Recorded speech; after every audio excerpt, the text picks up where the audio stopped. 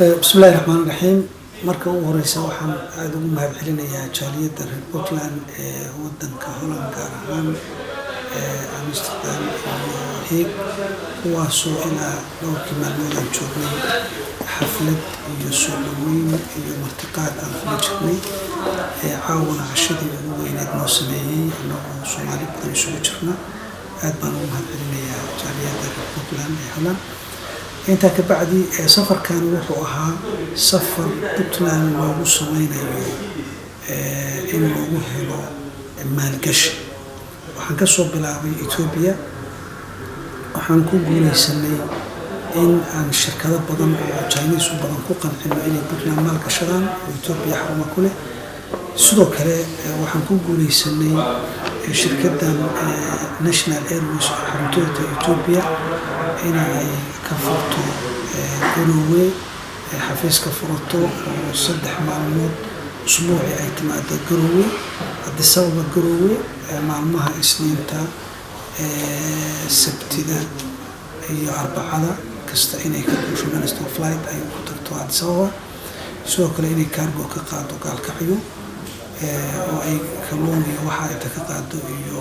maxaa la dhahaa xaggan ay ka soo qaado khudrawaad.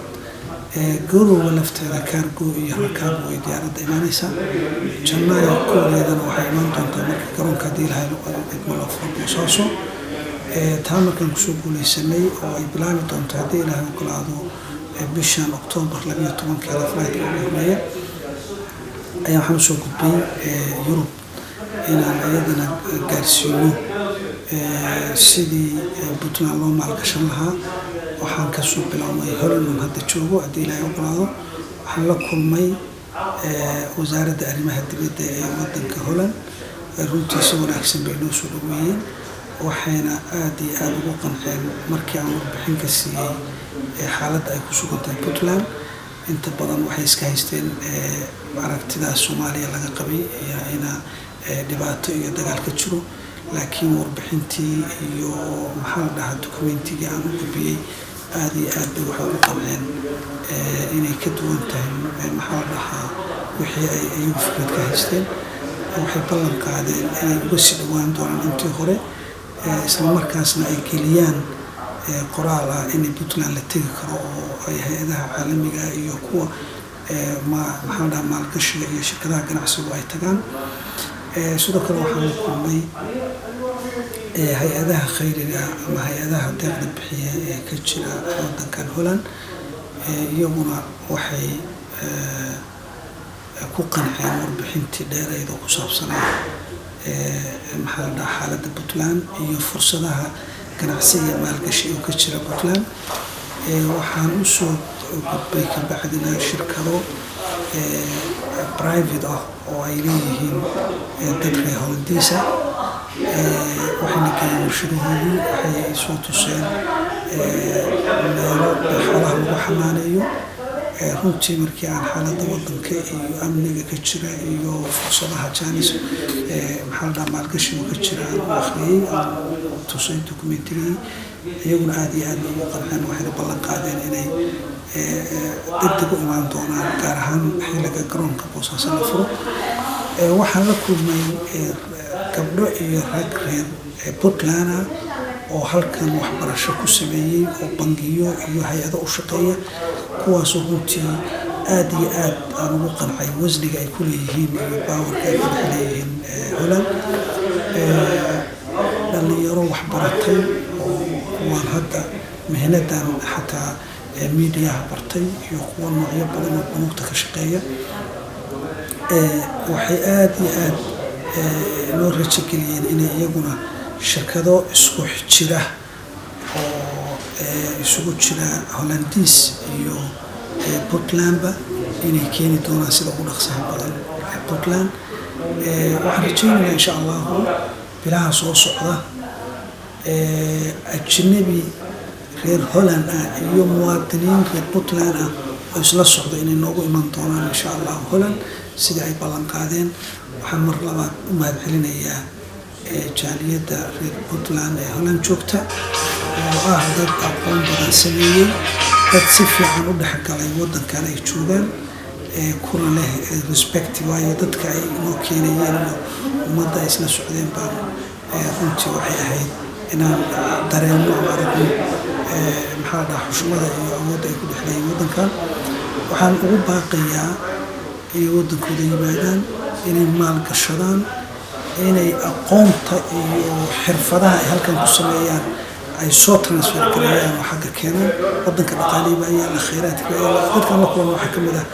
shirkado kalluumaysataa oo kalluunkii Puntland laga helay markaan u sheegay aad iyo aad ula cajibay oo yidhi sida ugu dhaqsaha badan baan imaan doonaa kuwaas oo ballan qaaday inay dadka reer Puntland oo Holland jooga laftooda ay sheeg siin doonaan si ay u suurta gasho inay shirkad xoog badan oo isku jira ay u noqoto shirkadu waxaan rajaynaynaa dhalinyaro badan inay shaqo ka heli doonto markay shirkadaas yimaadaan mudane wasiir sidoo kale waxaad tegaysaa wadamo badan oo ka mid ah wadamada Yurub sida aad hore noogu sheegtay wadamadaas laftirkooda sidoo kale ma waxaa kala hadli doontaa xiriirka arrimaha ganacsiga iyo sidii Puntland loo maalgashan lahaa safarkaygan oo dhan ba wuxuu yahay oo sidaas aad sheegtay aan ku mari doono ilaa 5 dawladood oo Yurub ah dhammaantu waxa weeyaan fariin ama risaalad aan ka wado dowladda Puntland oo ugu yeerayo dadka reer Puntland ah iyo dadka aan ahaynba inay inta yimaadaan ay maalgashadaan hadduu noqon lahaa Soomaali iyo hadduu noqon lahaa mid aan Soomaali ahaynba inay waddanka yimaadaan oo maalgashadaan oo annaguna ka dawlad ahaan aan u fududayno wixii nagaga aadan iyaguna ay intay maalgashadaan hadduu fikradii hayana iyo dhaqaalihiina inaan la fududayno hadduu dhaqaalihi kaliya haystana wixii fikrada iyo eriyada ka bannaan annagoo u akhrinay oo gurigooda ugu wada keenay haddana inaan mar walba waxaa wasaaraddu leedahay department dhan oo investmentiga marka departmentgaas wuxuu mar walba diyaar u yahay qof kastoo maalgashi u sameynaya waddanka inuu tala bixintii iyo toosintii iyo tilmaan siiyo marka dhammaan wadamadan tagay waxaan kala hadlayaa haddii ilaahay ogolaado oo maxaa la dhahaa ay ugu horeyso kuwan Scandinavian-ka oo hadda bari aadayo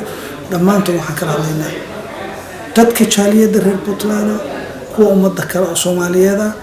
iyo kuwa ajnabiga ah intay yimaadaan hadday shiraaka yihiin iyo hadday kala duwan yihiinba inay Puntland maalgashadaan ugu dambeyntii mudane wasiir dowladda Puntland hore waxa u sheegtay marar badan waxay ku celcelisay in Puntland ay ka gudubtay in laga caawiyo arrimaha bini'aadanimada iyo waxyaabo kale ay u gudubtay arrimaha horumarka iyo kaabayaasha dhaqaalaha in laga caawiyo arrimahaas maxaa idinka hirgalay way ka mid ahayd maanta iyo shalayba markii aan la kulmayay wasaaradda arrimaha dibadda iyo hay'adaha caalamiga Puntland ciidan sida oo meelaha qaarkood Soomaaliya loogu diro uma baahna oo xaqiiq sidoo kale maxaa la dhahaa kaalmadan la oranayo waxa la idgareeyay Puntland waxay gaartay level la maalgashado oo dad ajnabi ay maalgashadaan oo kuwa ayaga Puntland ka soo jeeda ay maalgashadaan sidaa daraadeed baaqa anagu aan gudbinay waxa weeyaan in safarkan ahaa in Puntland ay maalgashi lagu sameeyo hadday noqon lahayd dhinaca xoolaha hadday noqon lahayd dhinaca warshadaha dhinaca kalluunka oo ayagu ay waddankani si gaar u daneynayeen oo aan hadda ay naga ballan qaadeen January inay iman doonaan shirkado badan oo maalgashada dhinaca kalluunka way qaabka iyagu ay rabaan in loo process gareeyo ama loogu diyaariyo iyaga yaqaan iyaga marka imanaya annagana waxaan tusnay shuruucda dawladdu ay leedahay oo dhinacaas maalgashiga waxaan tusnay sharciga investment law sharciga company law iyo kan business law saddexdiiba oo gudbinay aad iyo aad bay ugu qanceen mana ay moodeen in levelkaas ay joogto dawladdu marka haddii ilaahay ogolaado inagoo rajaynayna maxaa la dhahaa companiya badan inay yimaadaan oo maalgashadaan stageka anagu aan joogno mid aid oo ama dad la quudinaya iyo mid ciidamo iyo amniyaad loo soo diro midna ma joogno annaga waxaan maraynaa investment yani in la maalgashado oo markaan ujeediyay presentationka ay shirkado badan ay ballan qaadeen inay inta yimaadaan xarumo ka furanayaan iyagoo qaarkood intay xog raadiyeen mar labaad ugu soo noqdeen oo yiraahdeen markaan galnay meelo badan waxaa noo soo baxay warbixintaada inay wada runtahay marka geographiga ay ku taalla Puntland amniga ay haysato dhammaantood waxay suurtagelinaysaa iyo khayraadka ku jira